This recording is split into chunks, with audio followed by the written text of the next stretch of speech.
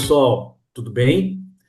Para quem não me conhece, meu nome é Maurício de Carvalho Góes, eu sou advogado trabalhista e também professor universitário. Na verdade, o meu objetivo principal hoje aqui, de conversar com vocês, é mostrar um pouquinho de como se desenvolveu e se desenvolve a ideia do curso que a professora Andressa e eu fizemos, que é o Góes e Munaro.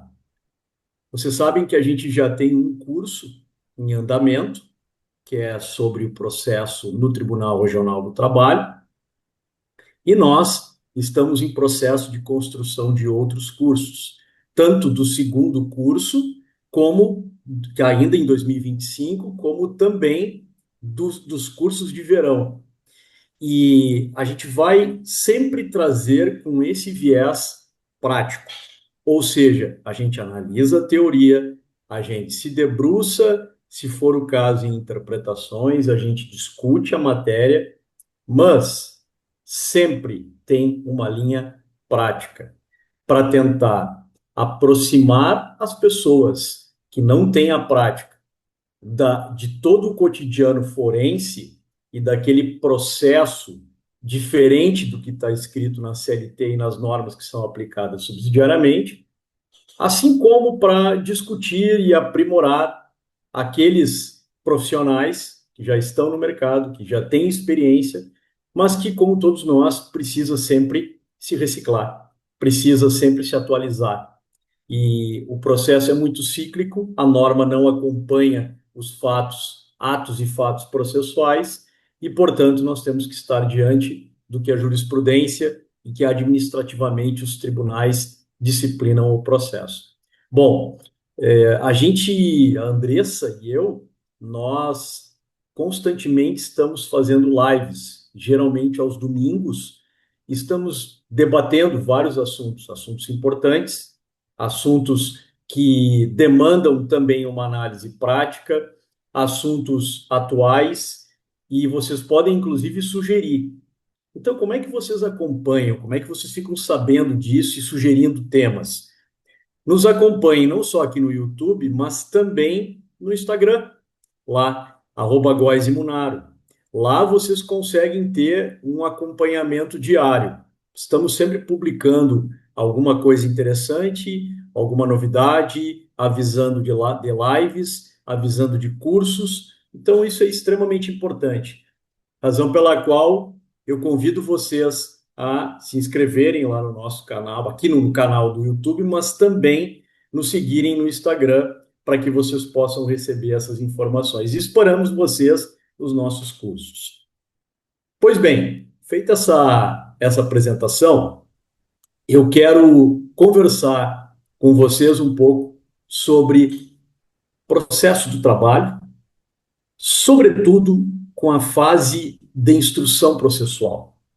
E aqui é importante a gente entender algumas coisas.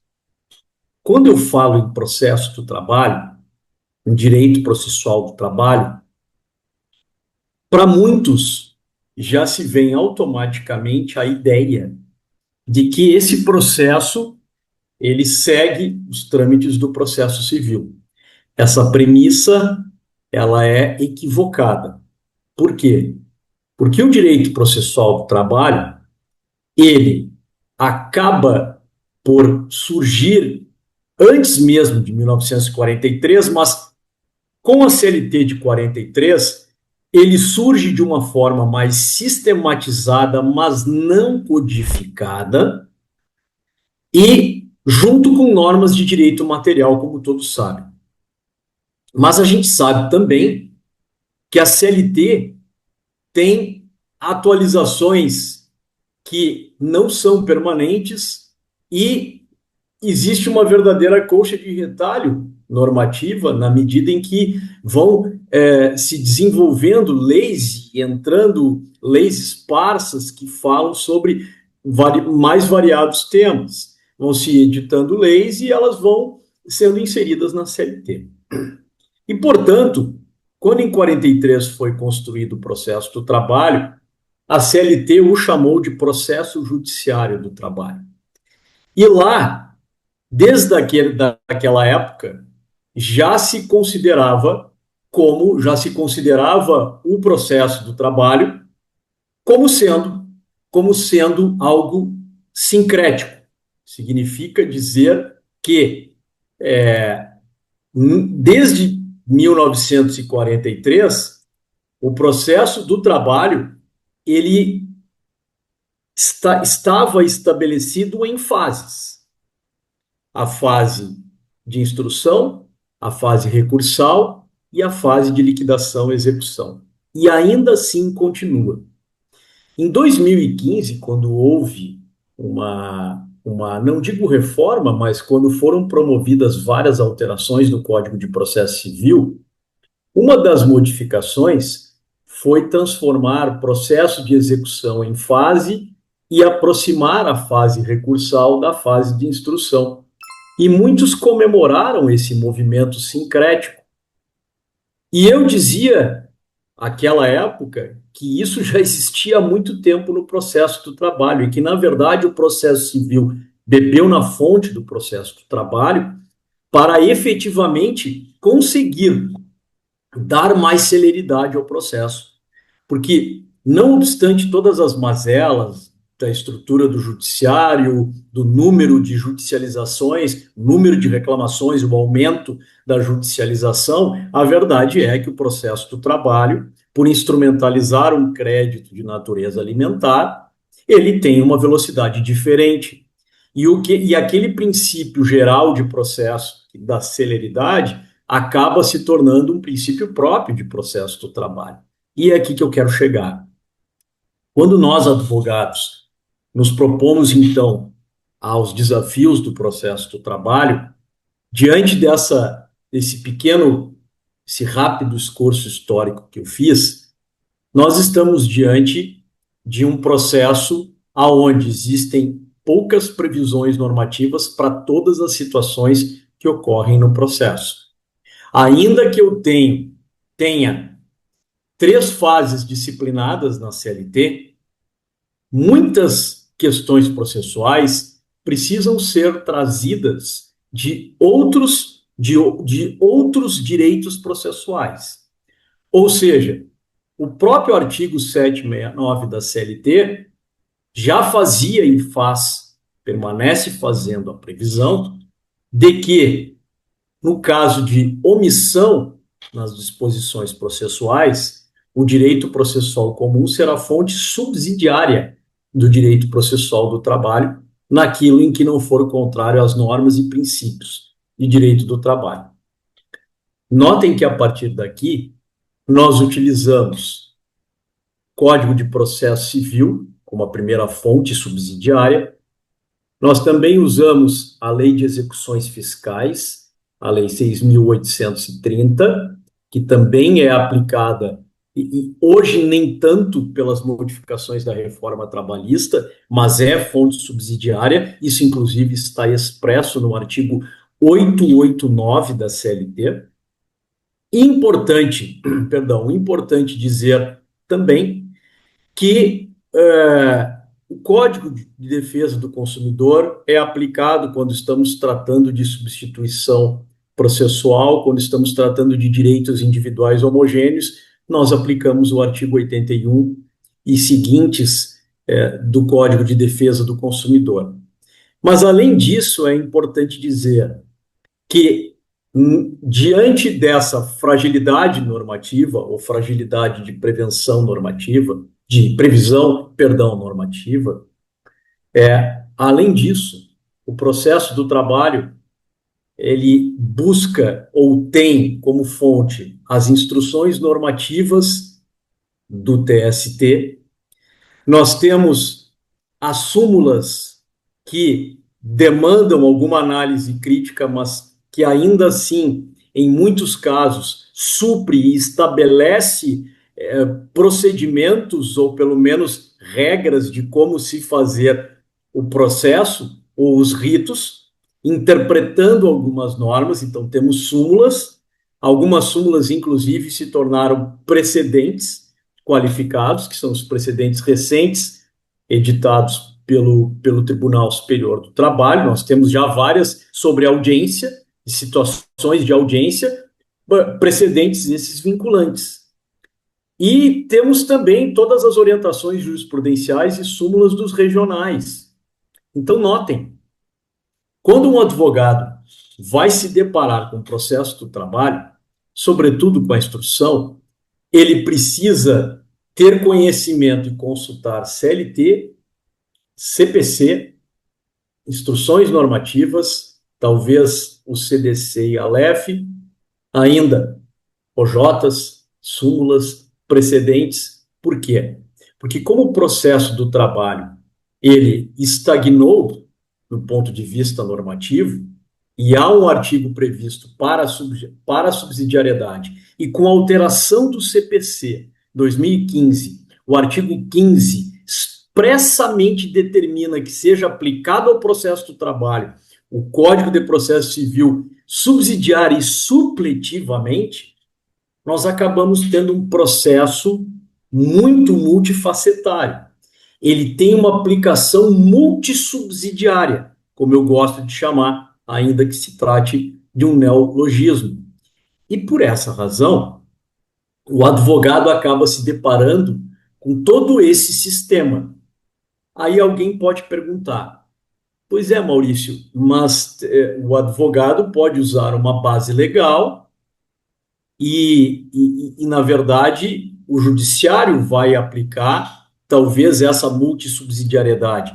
Nós temos que ter conhecimento, porque a gente usa essa ferramenta desde a petição inicial e durante todo o processo. Mas, evidentemente, que a pergunta também ela é adequada na medida em que, quando eu me deparo com o processo, eu vou me deparar com várias varas do trabalho e vários juízes aplicando diferentemente o processo do trabalho. E é exatamente o ponto em que eu quero destacar.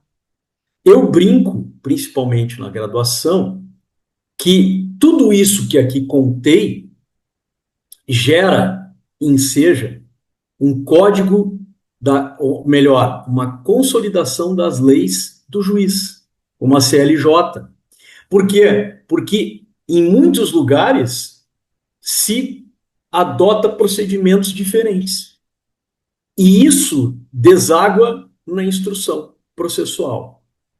Eu sempre digo, e aqui eu deixo o spoiler para quem quiser se inscrever no nosso curso, já no curso sobre processo no TRT, fiz uma aula síncrona, onde lá eu abordo bem essa questão da especificidade do processo do trabalho e que, na verdade, a prova, ela inicia, a produção probatória, ela inicia desde a petição inicial. Nós estamos sempre provando, e lá eu sustento a questão de que, inclusive, a prova deve estar construída com argumento. Querem saber mais? Nos sigam lá, se inscrevam, se matriculem, e vocês podem ter acesso às aulas gravadas e vão entender um pouco do que eu estou aqui defendendo. O que quero dizer? Que a reclamação trabalhista, e vocês estão tendo esse esquema aqui, é um singelo esquema que pode ser modificado na prática. Nós podemos ter variações do que está previsto na CLT. A CLT está preparada nos seus dispositivos de instrução processual para apenas um tipo de rito, que é a audiência una, visando produzir e concentrar os atos na audiência, em atos únicos. Obviamente, a prática não permite isso. Em algumas varas do trabalho, em algumas sessões judiciárias, contudo, é importante dizer que esse procedimento aí está. E ele é aplicado. Ele é aplicado, inclusive, em várias capitais. Nós temos juízes que têm uma pauta de audiência una, uma pauta de audiência inicial e de prosseguimento. Na verdade, não existe audiência inicial, não existe audiência de prosseguimento. Eu tenho que estar preparado para produzir a prova a qualquer momento. Então, lembrando que a petição inicial, ela, no processo do trabalho, ela se desdobra na reclamação trabalhista, que é o nome correto, e que não necessita do CPC para sua construção. Segue o que está previsto no parágrafo 1º do 840 da CLT. Feito isso, tá, e hoje, obviamente, já de muitos anos, se serve do processo judicial eletrônico, eu iniciei advogando com processos físicos, hoje, a partir do PJE, se ajuiza uma ação obedecendo a competência territorial prevista no artigo 651 ou 651 da CLT, que a regra é que seja ajuizada na localidade, vara da localidade aonde o trabalhador prestou trabalho, onde o empregado trabalhou, ajuizada lá, diferentemente do processo civil em que há uma análise da admissibilidade da inicial ou da sua aptidão, melhor dizendo, e ali, diferente como é na justiça comum, aqui não se tem análise da inicial. Notificada a vara do ajuizada a reclamação trabalhista, a vara do trabalho na forma do artigo 841 da CLT já promove os trâmites de notificação da reclamada, que nada mais é do que a citação, ou seja, o ato de chamar o réu para o processo. E aqui a prática mostra que pode ser chamado para uma audiência, notificado para comparecer em uma audiência inicial e entregar a defesa até essa audiência inicial, pode ser notificado para uma audiência una e entregar a defesa até a audiência, na forma do artigo 847, na audiência una, ou pode, e em muitos casos isso vem sendo aplicado, subsidiariamente se impõe o prazo de 15 dias e depois se designa a audiência de instrução. Vejam que esses três modelos podem ser aplicados, não há uma uniformização. Isso corrobora com aquilo que eu vinha falando minutos atrás. Então, por essa razão, se nós seguirmos o rito dentro da CLT, e aqui é o que eu vou fazer, notificado o reclamado deve comparecer à audiência. Se ele não comparecer, ocorre a revelia. E aí, a revelia é a ausência do reclamado. E aí lhe será aplicada a pena de confissão ficta, caso ele não esteja com preposto ou não apresente sua defesa.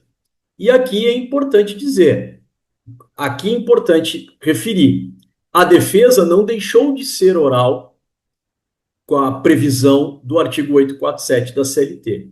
Mas evidentemente que, como eu tenho que ter um quinquídio, a forma do 841, entre a notificação e a realização da audiência, eu tenho que ter esses 5 dias para me preparar para apresentar a defesa. Ou eu me preparo para fazer oral, e nós sabemos que na prática cada vez menos se apresenta a defesa oral. Eu posso usar para complementar alguma coisa na defesa em audiência.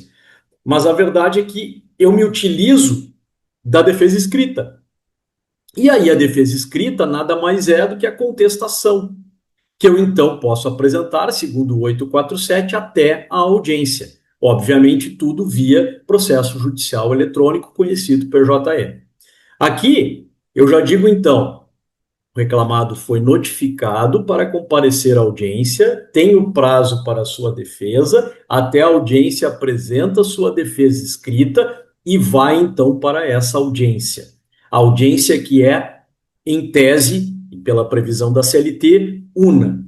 E notem que tudo isso que eu estou falando estão previstos em poucos artigos. Começa no 840 da CLT e termina no 850. A instrução processual, salvo alguns artigos esparsos sobre testemunhas, está resumida em 10 artigos. Então, vejam que, obviamente, na prática, tanto nós, advogados, como os juízes, se servirão de disposições previstas no CPC. E já aponto aqui a primeira.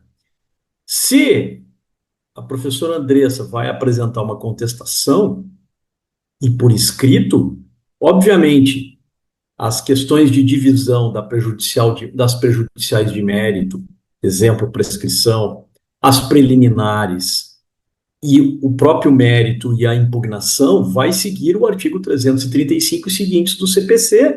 A CLT não tem essa previsão não tem um sistema de como atacar a petição inicial. Então, eu vou me utilizar da ferramenta do CPC.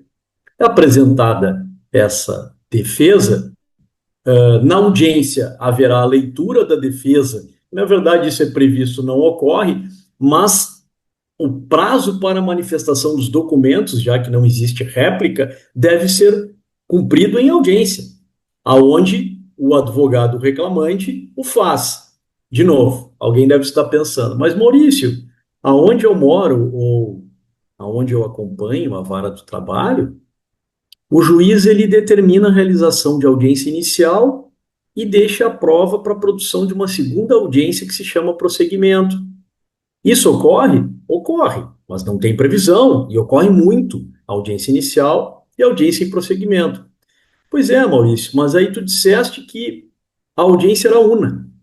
Não, e eu tenho que estar preparado para isso, porque mesmo numa audiência inicial, muitos juízes, com base no artigo 848 caput da CLT, fazem interrogatório das partes, que não é depoimento pessoal. E, portanto, em qualquer tipo de audiência, as partes precisam estar preparadas para não incorrerem na confissão real. Então, vejam, o mais importante aqui é eu me preparar, o advogado estar preparado para uma audiência de instrução, levar até 3 testemunhas e aqui buscar o depoimento das partes para a confissão, para extrair a confissão real. Após isso, são ouvidas as testemunhas, cujas causas de suspeição estão previstas no artigo 829 da CLT, e, em tese encerrado, tem razões finais de 10 minutos, e depois é prolatada a sentença, inclusive com a previsão em audiência. É claro que, na verdade, na prática, isso acaba tendo algumas distorções. Então, na prática, muitas vezes o que está acontecendo? Eu tenho prazo de 15 dias para contestar, depois eu tenho uma audiência para a produção da prova oral, e depois os autos vão conclusos ao magistrado para a prolação da sentença. É importante dizer que, obviamente, esse processo ele acaba se cindindo caso haja perícia. A prova pericial, a perícia, tem 2 artigos previstos na CLT. Um deles é o artigo 195, parágrafo 2º, que prevê a obrigatoriedade da prova pericial, e, portanto, a doutrina chama de prova legal, quando houver arguição na petição inicial de trabalho em condições insalubres ou perigosas ou periculosas. E, por essa razão, é obrigatório fazer a perícia. A perícia também pode ser variada. Nós podemos ter uma perícia de informática, nós podemos ter uma perícia ergonômica, nós podemos ter uma perícia médica, nós podemos ter uma perícia contábil, de equiparação salarial, grafotécnica, grafodocumentoscópica. Contudo, todas elas precisam estar no requisito do convencimento do juiz. Eu preciso convencer o juiz, porque o juiz, segundo o próprio Código de Processo Civil, tem a prerrogativa de entender o que onera, o que é necessário ou o que não é. Então, encerrando esse primeiro bate-papo que estamos tendo, é importante entender que a instrução ela pode ter várias caras. A instrução processual trabalhista é multissubsidiária, como eu falei, e, na verdade, um grande ponto importante que dificulta muitas vezes a instrução é o fato de que nós estamos lidando com uma petição inicial com 10, 15, 20 pedidos. E, obviamente, a minha contestação vai reunir várias contestações, porque eu tenho que defender, eu tenho que impugnar pedido a pedido conforme previsto no CPC. E depois eu tenho que saber ver o que é prova documental, o que é questão de direito e o que é questão de fato, para então, com testemunhas, enfrentar a prova, nunca esquecendo, e aqui eu encerro, do principal artigo sobre instrução processual, que é o artigo 818 da CLT.